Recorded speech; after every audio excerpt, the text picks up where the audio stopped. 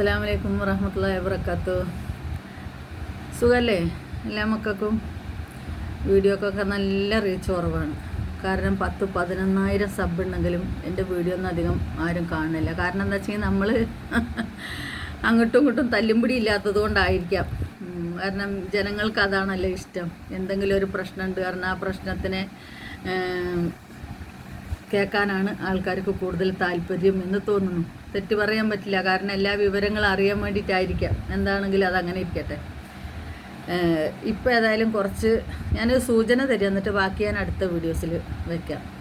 ഞാൻ ഇവിടെ ഈ യൂട്യൂബിൽ ഞാൻ വരുന്ന സമയത്ത് അപ്പോൾ ഒന്നും ആർക്കും അറിയില്ലായിരുന്നു എനിക്ക് എങ്ങനെ ഒരു ചാനൽ എൻ്റെ അടുത്തുണ്ട് എന്നുള്ളത്. കുറച്ചും കണ്ടിട്ട് ഒരു 2000-3000 സബ്ബൊക്കെ ആയപ്പോഴാണ് എൻ്റെ കുടുംബത്തിൽ തന്നെ പലർക്കും ഞാൻ യൂട്യൂബ് ചാനൽ എടുത്തിട്ടുണ്ട് എന്നുള്ളത് അറിയുന്നത്. ഇതുവരെ ആർക്കും അറിയില്ല.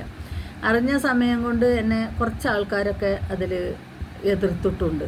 കാരണം എന്താ വെച്ചെങ്കിൽ ഇത് വേണ്ട, ഇത് പ്രശ്നങ്ങളാണ്, ലൈവ് തീരെ ഇടരുത്, ലൈവ് ഭയങ്കര ഡേഞ്ചറാണ്, ഇതൊക്കെ എന്നോട് പറഞ്ഞു തന്നിട്ടുണ്ട്. അപ്പോൾ അത് ചെയ്യരുത് എന്നൊക്കെ പറഞ്ഞു തന്നിട്ടുണ്ട്. പക്ഷേ ഞാൻ അത് ചാനലെടുത്തത് എന്താണെന്ന് വെച്ചാൽ ഞങ്ങളോട് പലപ്പോഴും പറഞ്ഞിട്ടുണ്ട് അത്. പക്ഷേ ഇങ്ങനെ വിശദമായിട്ട് ഒരു വീഡിയോസായിട്ട് ഞാൻ ചെയ്തിട്ടില്ല.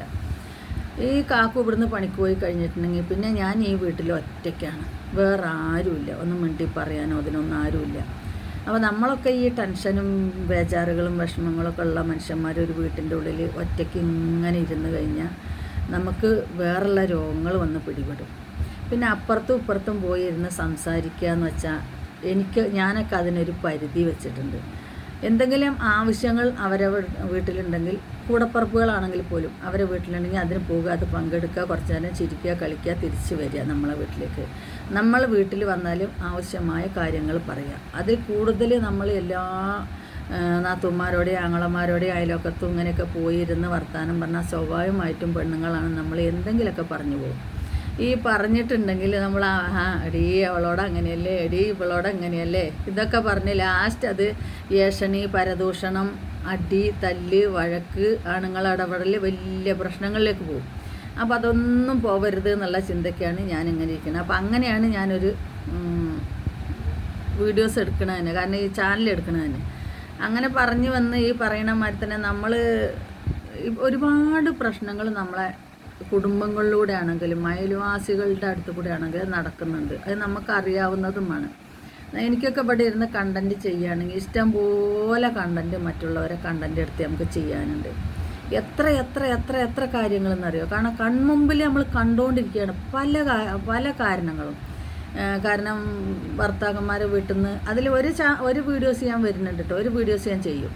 കാരണം ഈ സ്ത്രീധനം ചോദിച്ചുകൊണ്ട് ഒരു പെൺകുട്ടി ബുദ്ധിമുട്ടിക്കുന്ന ഒരു ഇതുണ്ട്, ഒരു കുടുംബമുണ്ട്. അപ്പോൾ അവരെ പറ്റി ഒരു വീഡിയോസ് ഞാൻ ചെയ്യും, അല്ലാത്ത മറ്റുള്ള വീഡിയോസ് ഞാൻ ചെയ്യൂല. കല്യാണം കഴിഞ്ഞ് അങ്ങനെ പല പ്രശ്നങ്ങളായിട്ട് തിരിച്ച് അവനാൻ്റെ കുടിയിൽ വന്ന് നിൽക്കണം. അതിൻ്റെ കാരണങ്ങളൊക്കെ നമ്മൾ പറഞ്ഞ വീഡിയോസ് ചെയ്യുകയാണെങ്കിൽ ഒരുപാട് വീഡിയോസ് ചെയ്യാനും ഇതിനുള്ള അവസരങ്ങൾ നമുക്ക് കണ്ടൻറ്റ് നമുക്കുണ്ട്. പക്ഷെ വേണ്ട, കാരണം നമുക്ക് മറ്റൊരാളെ പരിധി കൂടുതൽ പറഞ്ഞുകൊണ്ടുള്ള ഒരു കണ്ടൻറ്റ് നമുക്ക് ചെയ്യാൻ പാടില്ല.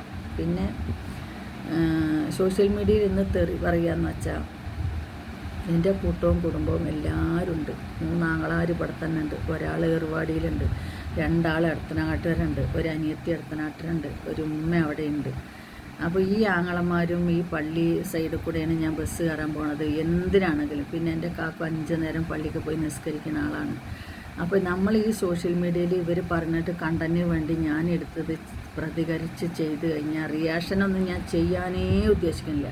കാരണം അതൊക്കെ ചെയ്ത് കഴിഞ്ഞ് ഞാൻ ഈ പള്ളിയുടെ മുമ്പ് കൂടെയാണ് അങ്ങോട്ടും ഇങ്ങോട്ടും പോകുന്നത്. ആ പള്ളിയിലെ ഉസ്താദിന് പോലും അറിയാം എനിക്കിങ്ങനൊരു ചാനലുണ്ട് എന്നുള്ള. എൻ്റെ ഭർത്താവിനോട് തന്നെ ചോദിച്ചിട്ടുണ്ട്, നിങ്ങളെ ഭാര്യയ്ക്ക് യൂട്യൂബ് ചാനലുണ്ടോ, സ്റ്റുഡിയോ ഉണ്ടോ വീട്ടിൽ എന്നൊക്കെ ഉസ്താദ് ചോദിച്ചിട്ടുണ്ട്. അപ്പോൾ സ്റ്റുഡിയോ ഒന്നുമില്ല ഉസ്താദ്, വേറൊരു ഫോൺ വെച്ചിട്ട് ചെയ്യണതാണ്, അല്ലാതെ സ്റ്റുഡിയോ ഒന്നും നമുക്കില്ല എന്ന് പറഞ്ഞിരിക്കണം. അപ്പോൾ ഞാൻ ഇത് എടുക്കാനുള്ള കാരണം എന്താ വെച്ചാൽ എവിടെ പോയിരുന്നാലും നമുക്കത് നാളേക്കൊരു മല്ലിക്കെട്ടായിട്ട് വരിക.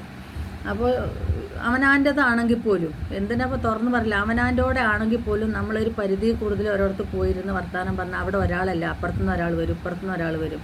അപ്പോൾ അങ്ങനെയാണ്. ഇപ്പോൾ പ്രത്യേകിച്ച് ഇപ്പോൾ അങ്ങനെയൊന്നും പോയി ഇരിക്കാറില്ല ആരും. കാരണം എന്താ വെച്ചാൽ ഈ ഫോണുണ്ടാകും, ഈ ഫോൺ തോണ്ടിക്കൊണ്ട് അവനാൻ്റെ കൂടെയുള്ള പണികൾ കഴിക്കും, ബാക്കിയുള്ള നേരം ഈ ഫോൺ തോണ്ടിക്കൊണ്ടിരിക്കും. ഇതാണിപ്പോൾ എല്ലായിടത്തും കൂടി നടക്കുന്നത്. കുട്ടികൾ മുതൽ 6 മാസമായ കുട്ടികൾ മുതൽ 99 വയസ്സായ കളവികളും കളവന്മാരും മുതൽ ഇപ്പോൾ അതന്നെ ചെയ്തുകൊണ്ടിരിക്കുന്നത്. കാരണം നേരം പോക്കിന് വേണ്ടി അങ്ങനെ ഇരിക്കും.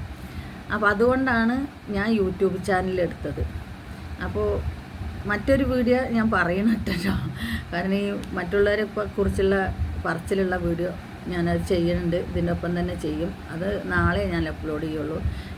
ഈ വീഡിയോ ഞാൻ ഇപ്പം തന്നെ അപ്ലോഡ് ചെയ്യും. അപ്പോൾ ഞാൻ എടുത്തതിൻ്റെ കാരണം ഇതാണ് എന്നാണ് നിങ്ങളോട് പറയുന്നത്. കാരണം ഞാൻ ഒറ്റയ്ക്കാണ്, കാക്കു പഠിക്കുക കഴിഞ്ഞാൽ ഞാൻ ഒറ്റയ്ക്കാണ് ഇതിൻ്റെ ഉള്ളിൽ. പിന്നെ നമുക്ക് 4 ചുമരുകളോട് വർത്തമാനം പറയാൻ പറ്റില്ലല്ലോ, വേറെ ആരുമില്ല നമുക്ക് വർത്തമാനം പറയാം ഇതിൻ്റെ അകത്ത്. അപ്പോൾ അതുകൊണ്ടാണ് ഞാൻ യൂട്യൂബ് ചാനൽ എടുത്തതും അങ്ങനെ കൊണ്ടുപോകണതും.